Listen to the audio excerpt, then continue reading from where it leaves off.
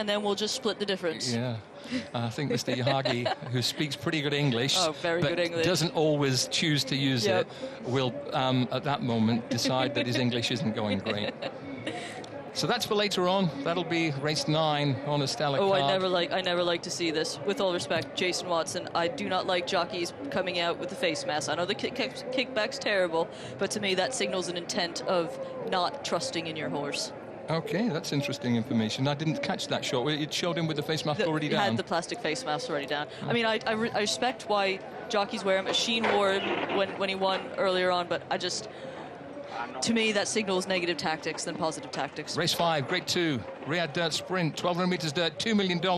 Could be America, could be Japan, could be Saudi, it could be Hong Kong, it could be Britain.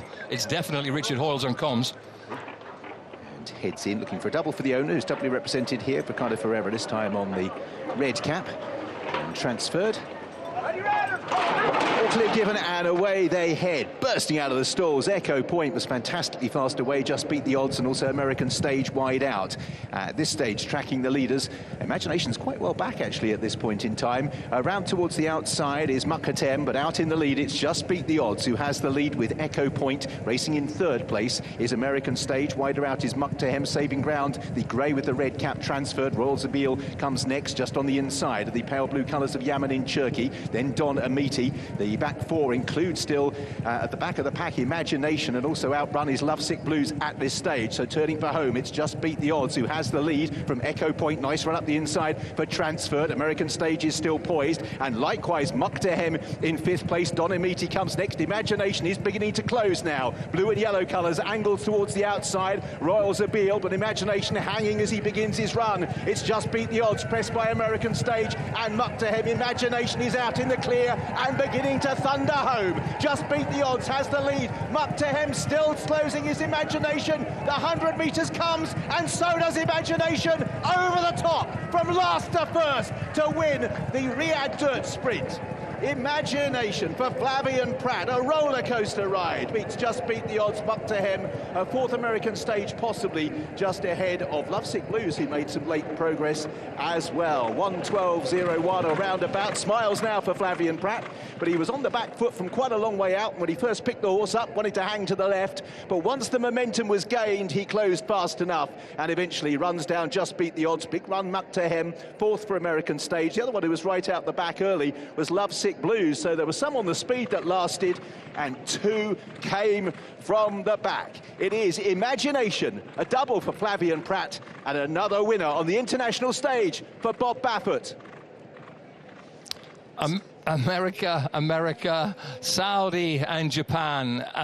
You needed a vivid imagination to see him offsetting this trip, but Imagination wasn't for giving up. He had a tough trip, he had some dirt kicked in his face, but he's good, and he's also gutsy, Rachel Candelora. Oh no, he absolutely is. I mean, this is not unexpected. They were going lickety-split early doors, which makes what Just Beat the Odds did to hang around for second really impressive. It's what he did in the Elite Power Stakes last time out at Aqueduct. He went and he got pressured the entire way for the pace. Echo Point down to his inside. That was actually a really good run for a horse that we thought really needed to step up for a long way. The eventual third, the local runner, Mukhatem, 4 wide the entire way around, and still was closing strongly. And at this point, you sort of thought, well, Pratt's done. He's just going to curl up and not have anything to do. But to give him an American sprinter, he just runs through the dirt, and Flavien just moves him out. He keeps wanting to hang in behind Don Amati, but Flavien just, no, come on, keep going. And once he switches clear, and he's still on his left lead there, he's going to get him on his right lead in a minute, and at that point, then the acceleration is just going to come thick and fast. And you just go, that's the nice thing about this stretch. You still have 100 meters to go there. That's a long enough time for him to go. And he just gets the better of Just Beat the Odds. So 1-2 for America. And then the Saudi hopeful Mukhatem was 2nd last year, 3rd this year. Hong Kong Hope Self-Improvement was squeezed quite badly at the start and never got into any rhythm, nor did the British Raider.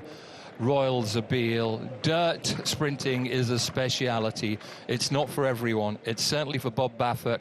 It's certainly for Imagination. Let's hear from Bob. He's got some big runners to come tonight, but the first half of it in Imagination is job done. There you go. It's all about you being in Saudi, Bob. That was what was missing. Oh, we knew we brought a good one there, and he missed a break. You know, he's not a good gate horse. I was worried about that, but... Well, were you? Because I remember you saying in the interview you did with Nick, I've seen millions of dollars dry up here in the final furlong, the final few hundred meters. So I didn't know. Did you feel he was the type of horse for this track? Yeah, we thought he'd like, he's a miler, and you need a miler to win a sprint race here, and you need a horse to go a mile and a quarter to win the mile and eighth race, you know, so, you know, this horse, we've been very high on him, and ran second in the Breeders' Cup, but he's getting better and better, and I think he'll, you know, I think a mile is probably his distance, but I had very anxious moments there at the start. I thought, oh, he was way back there getting dirt, and so, but once you turn for home, I know the stretch is like forever. I mean, I hate the stretch. Today, I liked it. You liked it there when he was way off on it. When he switched out, did you think you'd go and pick him up? Yeah, right when he switched out, then I knew he had a good chance. You know, I knew he'd be able to run him down, but still, you never know. But usually when I hit the 100-meter mark, that's when my horse started gassing out, you know, but with him, he was just getting going. So brilliant ride by Pratt. And I know you've talked about the Saudi Cup and how you approach it. You've obviously got different types of horses in there, but does what's happened there change how you approach it in any way?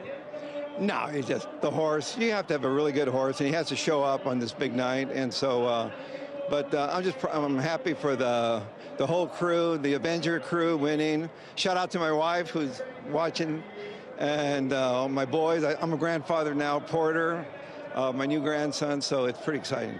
Great times. Well done, Bob. Thank you. Wow, just to think we actually watched his son.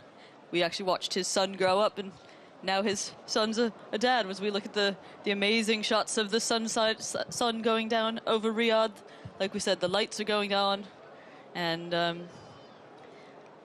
we've got Flavien Prat, who is now a 2-times winner, and we're talking to him again. Grab a word with you, your second winner of the afternoon. We'll walk back in with you if we can. His class really came to the party late on there. Yeah, exactly. He broke a step slow, then I got squeezed. But felt very confident when we hit the turn. He was traveling very well and kicked home good. He was just hanging a little bit when you first asked him to sort of really extend. Did that concern you at all? He always been that way, so it didn't concern me in a way. I knew he was going to give me a run, but yeah, he always kind of leaned in all the time. Bob's saying you need a miler to win a dirt sprint race over here. He says there's a lot more to come from this horse. How much improvement do you think there is in this lad? Yeah, I think he's going to keep improving. Bob always loved him, and it took him a little bit of time to figure it out, but with time, he's just getting better and better. And I know you ride some great dirt horses. You touch on the improvement there. Does he feel like he could go to the very top this lad? I know he's already achieved an awful lot, but do you think he could really dine at the top table all the time? Yeah, no doubt. Absolutely. I mean, he had a really class move when we turned for home, and I think the talent is there. Excellent stuff today. Well done. Thank you very much. Would I be right in contending here that Imagination has won this big sprint race in Saudi without producing his very best rating because of the adversity he faced in the race?